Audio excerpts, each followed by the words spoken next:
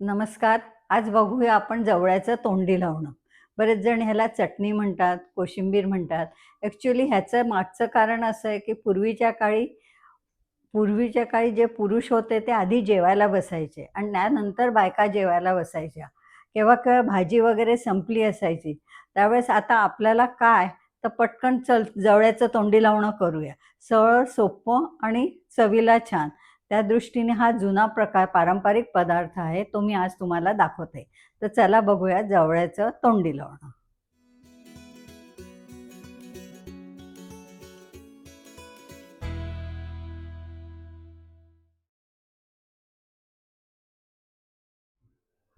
आपण 1 वाटी जवळा घेतलेला आहे. अर्धा टोमॅटो बारीक चिरून घेतलाय. अर्धा कांदा बारीक चिरून घेतलेला. थोडीशी बारीक चिरलेली कोथिंबीर. अर्धा चमचा तिखट. अर्ध्या लिंबाचा रस.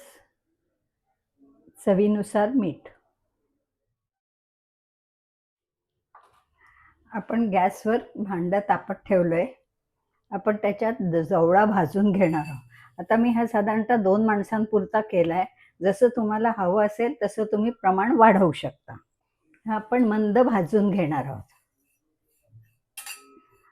आपण जेव्हा जवळा घेतला तेव्हा तो पांढरा स्वच्छ होता. आता आपला छान तांबूस भाजून झालाय. आपण गॅस बंद करणार आहोत आणि हा आपण काढून घेऊया. जेव्हा आपण बाजारातून जवळा घेतो तो ताजा आणि चांगला आहे हे आपल्याला त्याच्या रंगावरून कळतो. पांढरा शुभ्र असतो म्हणजे तो ताजा असतो. जसा जसा जुना होतो तसा तो तांबूस पडतो. त्यामुळे जवळा घेताना नेहमी बघून घ्यावा. आता आपण हा जवळा भाजून घेतलेला आहे. ह्याच्यात आपण सगळं घालणार आहोत. कांदा, टोमॅटो, कोथिंबीर, अर्धा चमचा तिखट. तुम्हाला जास्त तिखट हवं तर तुम्ही जास्त घालू शकता. मीठ अगदी नावाला घालायचं, कारण जवळा हा खारट असतो. आणि अर्ध्या लिंबाचा रस. आता हे छान आपण एकत्र करून घेणार आहोत. असा आपला चटपटीत तोंडी लावायचा जवळा तयार आहे. कोणी ह्याला चटणी म्हणतं, कोणी कोशिंबीर म्हणतं.